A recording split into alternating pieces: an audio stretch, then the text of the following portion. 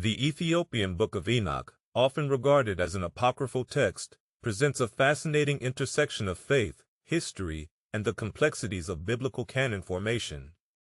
This ancient manuscript, attributed to Enoch, the great-grandfather of Noah, is believed to have been composed around the 3rd century BCE. It exists in various versions, with the most complete manuscript preserved in the Ge'ez language, the liturgical language of the Ethiopian Orthodox Church. Some historians argue that this text offers critical insights into early Jewish thought and the development of Christian theology, while others contend that its inclusion in the biblical canon was intentionally suppressed. The Book of Enoch is primarily known for its elaborate descriptions of the heavenly realms, the fall of the Watchers, angels who descended to earth and took human wives, and the prophetic visions concerning the coming judgment. These themes resonate with certain passages found in the canonical Bible, particularly in the New Testament, where references to Enoch appear in the writings of Jude. Yet, the Book of Enoch itself was excluded from the Jewish and Protestant canons, leading to questions about its acceptance and the criteria for inclusion in the sacred texts. The process of canon formation in both Judaism and Christianity was complex and often contentious. By the 2nd century CE, various Christian communities began to establish their own texts as authoritative. The criteria for inclusion varied widely, with theological consistency, apostolic authorship, and widespread acceptance among early believers being significant factors. The Book of Enoch, despite its popularity in certain circles, was ultimately deemed non-canonical by the majority. Some scholars suggest that its esoteric teachings and apocalyptic visions may have been viewed as too radical or divergent from emerging Orthodox beliefs. The Ethiopian Orthodox Church, however, embraced the Book of Enoch, incorporating it into its broader canon. This divergence raises intriguing questions about the cultural and theological context that influenced canon formation. The Ethiopian Church, with its unique traditions and historical isolation, preserved texts that were lost or rejected by other Christian denominations. This preservation is not merely an artifact of religious devotion, it reflects a distinct theological perspective that prioritizes certain narratives over others. In the centuries following the establishment of the biblical canon, the Book of Enoch faded into obscurity in much of the Christian world. It was not until the late 18th century that Western scholars began to rediscover this ancient text.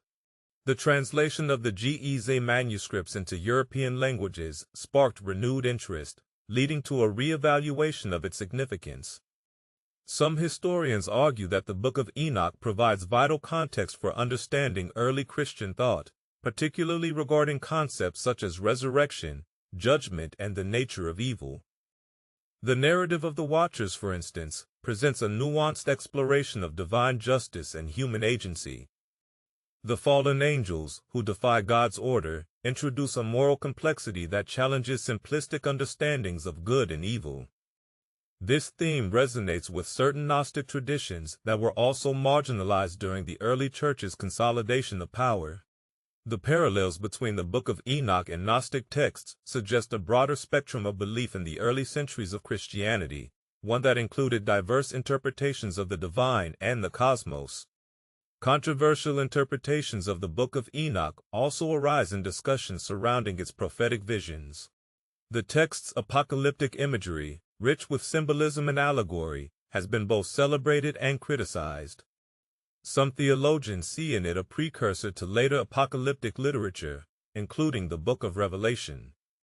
Others caution against reading it as a straightforward prophecy, emphasizing the cultural and historical context in which it was written. This debate underscores the difficulty of interpreting ancient texts, particularly those that challenge established dogmas.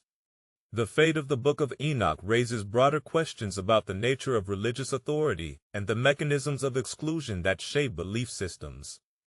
The decisions made by early church leaders about which text to include or exclude were often influenced by political, theological, and social considerations. Some scholars suggest that the suppression of certain texts, including the Book of Enoch, reflects a desire to maintain control over the narrative of faith and to define orthodoxy in a way that marginalized alternative voices.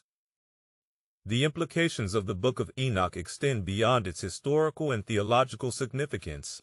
It invites reflection on the nature of sacred texts and the ways in which they are interpreted across cultures and epochs. The Ethiopian version of Enoch serves as a reminder of the rich tapestry of religious thought that exists outside of mainstream narratives.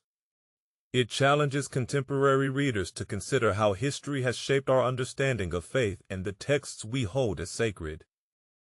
As the exploration of the Book of Enoch continues, it becomes evident that the quest for understanding is not simply about recovering lost texts, but also about engaging with the myriad voices that have contributed to the evolution of belief.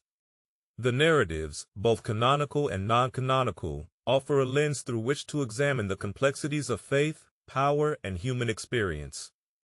In contemplating the legacy of the Ethiopian Book of Enoch, one is left to ponder, what other voices and stories have been lost to history, and how might they reshape our understanding of spirituality and the divine?